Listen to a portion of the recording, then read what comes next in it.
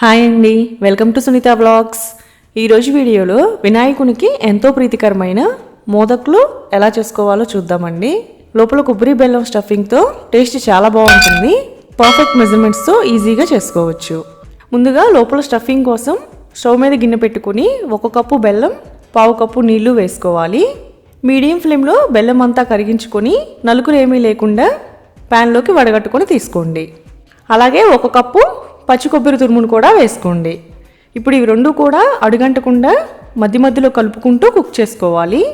ఈ మిశ్రమం ఇలా దగ్గర పడుతున్నప్పుడు మీడియం ఫ్లేమ్లో పెట్టుకుని 1/2 టేబుల్ స్పూన్ యాలకుల పౌడర్ కూడా వేసుకోండి. ఫైనల్గా ఇలా స్టిక్కీగా ఉంటే చాలు. చల్లారేసరికి మనకి లోపల పెట్టుకోవడానికి కన్సిస్టెన్సీ కరెక్ట్గా ఉంటుంది.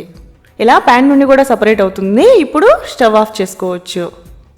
దీనిని నెయ్యితో గ్రీస్ చేసుకున్న ప్లేట్లోకి ట్రాన్స్ఫర్ చేసుకోండి. ఇది చల్లారేలోగా పైన పిండి ప్రిపేర్ చేసుకుందామండి. దానికోసం స్టవ్ మీద ప్యాన్ పెట్టుకుని 2 కప్పుల వాటర్ వేసుకోండి. అలాగే 1 టేబుల్ స్పూన్ పంచదార, 1/2 టేబుల్ స్పూన్ ఉప్పు వేసుకోండి.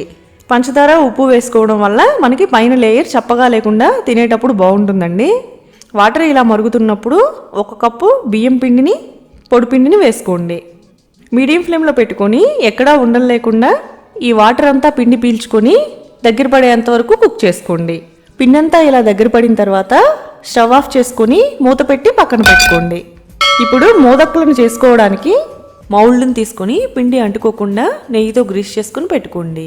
చేతితో అయినా చేసుకోవచ్చు, కానీ ఇలా మౌల్డ్తో చేసుకుంటే షేప్ ఇంకా పర్ఫెక్ట్గా వస్తుందండి. ఇప్పుడు కొంచెం పిండిని తీసుకొని ఇలాగా లోపలికి చుట్టూ పెట్టేసుకోవాలి. తర్వాత లోపల స్టఫింగ్ ఈ కొబ్బరి బెల్లం కూడా కొంచెం పెట్టుకొని స్టఫింగ్ బయటకు రాకుండా పిండితో ఇలాగా అడుగు భాగంలో కంప్లీట్గా క్లోజ్ చేసుకోవాలి. ఇప్పుడు ఈ మౌల్డ్ ఓపెన్ చేస్తే మనకి పర్ఫెక్ట్ షేప్ వస్తుందండి. ఇలా చేసుకుని నెయ్యితో గ్రీస్ చేసుకున్న గిన్నెలో పెట్టుకోండి. ఇలా అన్నింటినీ చేసుకొని పెట్టుకోవాలి.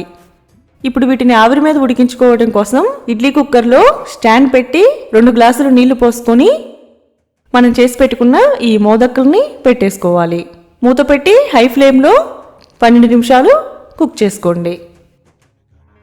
కుక్ అయిన తర్వాత ఒకసారి ఇలా చెక్ చేస్తే ఏమీ అంటుకోకపోతే కుక్ అయినట్లేనండి.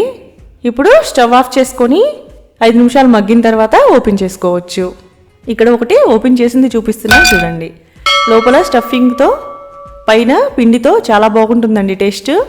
మీరు ఇలా ట్రై చేసి ఎలా వచ్చిందో కామెంట్ చేయండి. అలాగే లైక్ చేయండి, షేర్ చేయండి. ఇంకా మరెన్నో రెసిపీస్ కోసం సునీత బ్లాగ్స్ని సబ్స్క్రైబ్ కూడా చేసుకోండి. Thanks for watching.